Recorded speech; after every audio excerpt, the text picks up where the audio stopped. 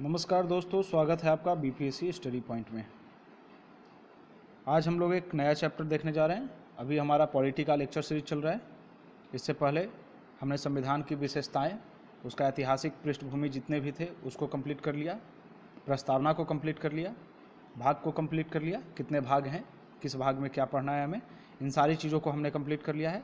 आप अगर नहीं देखे हैं तो रिक्वेस्ट है, काइंडली आप जाइए पीछे वाले सारे चैप्टर को आप देखिए, ठीक है ना। आपको अगर आप क्रोनोलॉजिक ऑर्डर में देखेंगे तो सारी चीज़ें आपको बहुत बेहतर ढंग से समझ में आ जाएगी। अब हम लोग देखते हैं, आज संविधान की अनुसूचियों के बारे में पढ़ना है, ठीक है ना। इसके बारे में थोड़ा बता देता हूँ मैं आपको। जब हमारा संविधान लागू हुआ था उस समय 395 अनुच्छेद थे।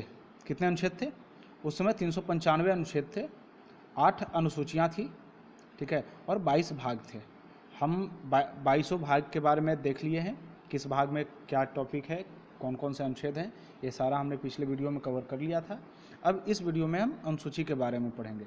अब आप सोच रहे होंगे कि शुरू में जब 8 अनुसूची था तो अभी ये 12 अनुसूची कैसे लिखा गया। तो आपको बता देते हैं कि जो मूल संविधान था जब वो लागू किया गया उस समय तक सिर्फ 8 अनुसूचियाँ थी, ठीक है। उसके बाद संशोधन के थ्रू, जैसे पहला संशोधन हुआ तो 9वीं अनुसूची को जोड़ दिया गया, फिर बाद में 10वीं अनुसूची को जोड़ दिया गया, फिर 11वीं अनुसूची को जोड़ दिया गया, फिर 12वीं अनुसूची को जोड़ दिया गया। इस तरह, जैसा कि आप जानते हैं 9वीं अनुसूची जो है भूमि सुधार से रिलेटेड था, ठीक है। उसके बाद 10वीं अनुसूची दल बदल कानून से रिलेटेड था, जो आज किसी दल में हो गए, कल किसी दल में हो गए, ये डिटेल में पढ़ेंगे हम लोग। 11वीं अनुसूची जो है वो पंचायती राज व्यवस्था से संबंधित है, और 12वीं अनुसूची नगर पालिका से संबंधित है। आइए एक बार हम लोग सारे को देख लेते हैं क्रम से, क्योंकि ये बहुत ही छोटा टॉपिक है, ठीक है ना, और इससे क्वेश्चन आने की संभावना बहुत रहती है। एग्जामिनेशन में भी कई बार क्वेश्चन पूछ दिया जाता है कि हाँ भाई बताइए हमारी भाषाएं किस अनुसूची में रखी गई है, राज्यों के बारे में किस अनुसूची में दिया गया है। अगर मान लिया जाए, इस तरीके से भी क्वेश्चन आता है कई बार कि अगर मान लिया जाए कि कोई एक नया राज्य का गठन हो रहा है तो उसमें किस अनुसूची में बदलाव करने की ज़रूरत होगी, ये सब सारी बातें आती है। तो इसे हम अच्छे से ध्यान से थोड़ा देख लेंगे।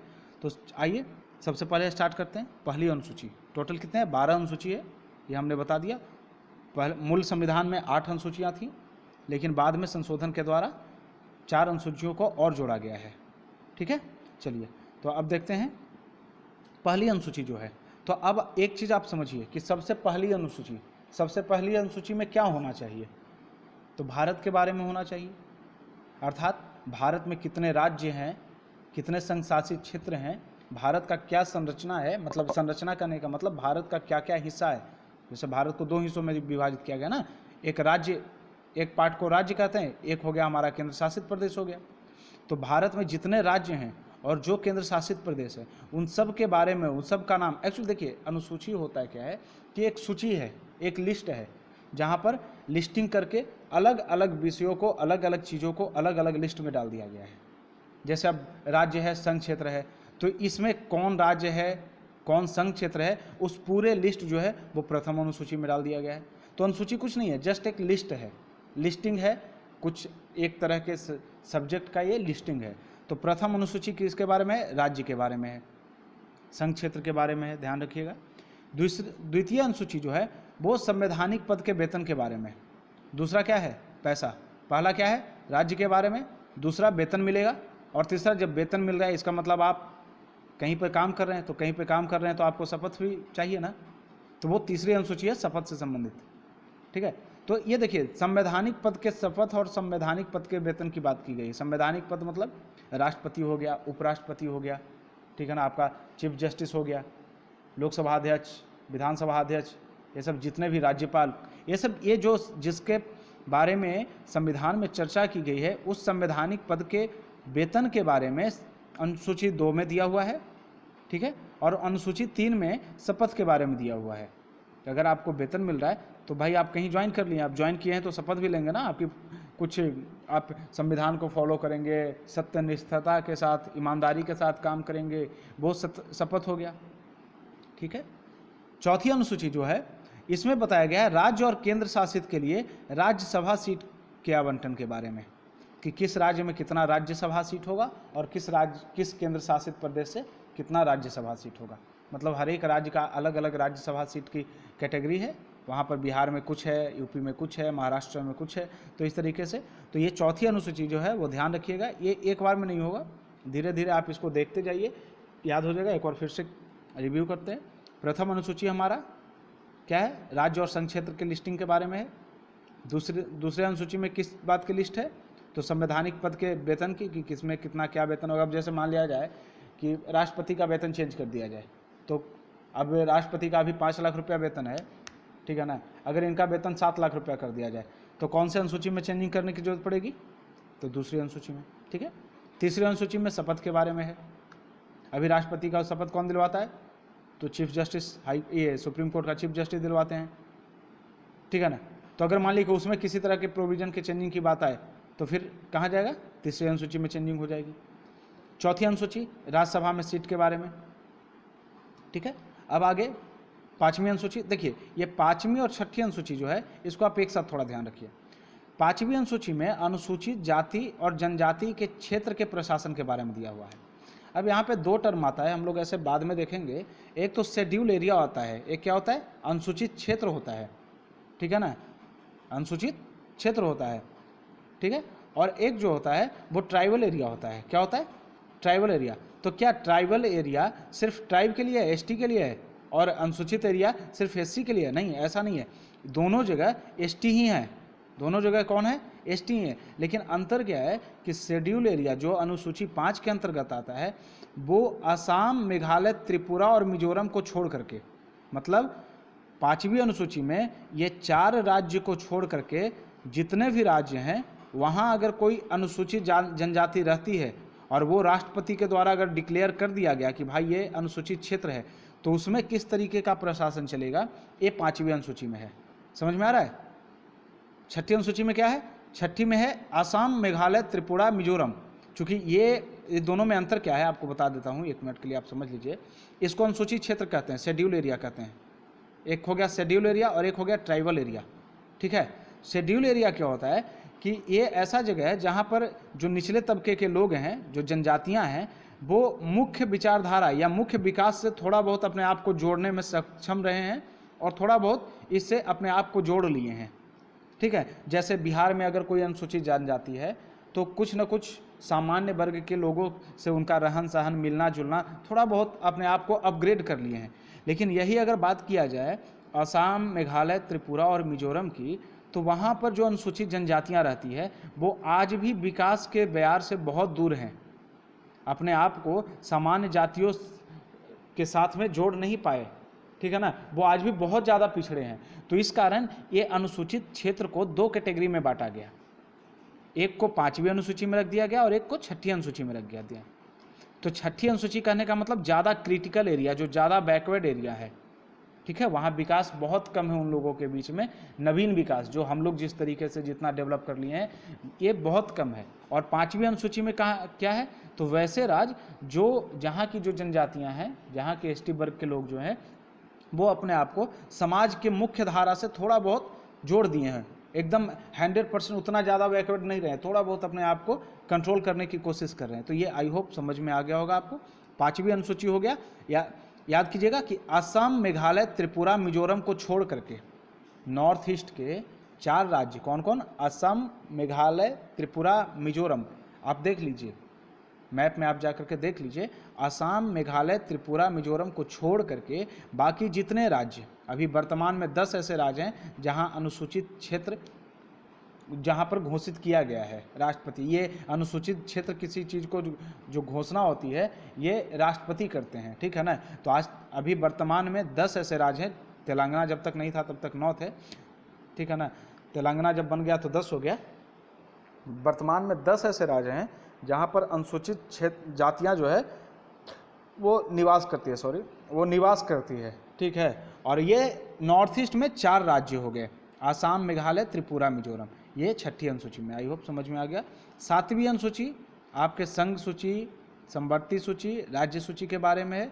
इसमें क्या है कि जितने भी सब्जेक्ट होते हैं, जैसे शिक्षा हो गया, रक्षा विभाग हो गया, वित्त विभाग हो गया, बैंकिंग हो गया, स्वास्थ्य हो गया, लोक प्रशासन हो गया, बहुत तरह की चीज़ें, जितने भी चीज़ें हैं उसको 3 लिस्ट में बांटा गया है। कितने लिस्ट में बांटा गया, 3 लिस्ट में, आप हिस्टोरिकल बैकग्राउंड देखेंगे वहाँ भी देखेंगे 1935 के अधिनियम में बांट दिया गया था, संघीय लिस्ट कर दिया गया था, प्रांतीय लिस्ट और संवर्ती लिस्ट। तो उसी आधार पर 3 लिस्ट में एक संघ सूची हो गया, एक राज्य सूची हो गया, और एक क्या हो गया, एक हो गया संवर्ती सूची। ठीक है, तो ये संघ सूची में पहले मूल संविधान में 97 लिस्टिंग थी, 97 विषयों के बारे में बात थी। अभी वर्तमान में कितने हो गए, 100। ये क्वेश्चन पूछता है, आप इसे ध्यान रखेंगे।